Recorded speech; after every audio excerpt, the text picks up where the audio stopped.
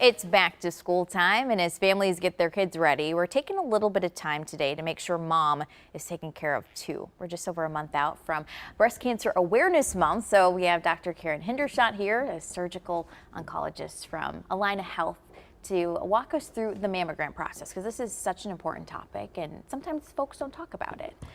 Absolutely. And, I think one of the most important things I want to stress is that breast cancer is one of the most fixable, treatable versions of cancer we have. And so sometimes the reason why people aren't getting mammograms is because they're scared of what it might find. And I just want to really reassure people. I'm a breast cancer survivor myself. I've gone through it. I've gotten to the other side. And I just want to encourage people to go ahead and do it, because we can get you through this. And the vast majority of women are going to do great and get back to their regular lives. So don't be afraid to get the mammograms. Yeah, thank you for that reminder. And you have a personal experience with it, so that's even more for you to listen to. So there are different types of mammograms. Yes. Can you kind of explain the differences, and then also who should be getting what, and you know? So I think the first thing to know is that there's something called a screening mammogram and something called a diagnostic mammogram. And a screening is your regular yearly set of images where they take a bunch of pictures and they send you home and they give you a call later to let you know that hopefully everything's fine. Okay. A diagnostic mammogram is done if they see something on that first mammogram that they need to take another look at, or if you're having symptoms. And so it's really important, if you're going in for imaging and you're having lump or discharge or something going on, that you let your doctor know so they can order the diagnostic mammogram from the get-go and we get accurate imaging. Okay.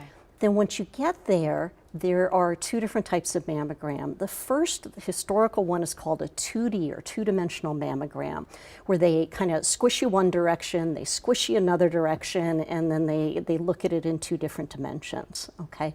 A 3D mammogram is where the camera moves around the breast tissue and takes multiple pictures. And then you get a 3D rendering of the breast from that. And that can be really advantageous for some people. First of all, if you're going in for your very first mammogram, it's helpful because they don't have anything to compare it to, so it's going to significantly reduce the risk you'll get called back. Secondly, if you have very dense breast tissue, mammograms we know are less accurate in that population, and this is going to give us a better picture. And so that's a good one to go for. And then also, they usually don't have to squish you as hard. And so if you're really sensitive and you have trouble with the regular mammograms, it might be worth doing the 3D version. Okay, thank you for breaking that down. That was really helpful. Absolutely. Before I let you go, I know that mammograms are so important, but what can we do outside of appointments to make sure we're in the clear?